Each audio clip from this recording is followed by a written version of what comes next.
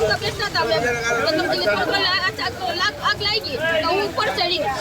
ધાબળો લેવા ગઈ ને તો ખૂબ આગ લાગી ને મારી હાવ નીચે હતા તો મારી હાવને તો બચાઈ ના થઈ ગઈ અમે 3 જણા હતા 2 જણા અમે ઉપર ચડી ગયા ગાયગા મારો છોકરો ને હું મારી હાવ નીચે રહી ગયા એ દાદી કે નીચે ઠારવા ગયા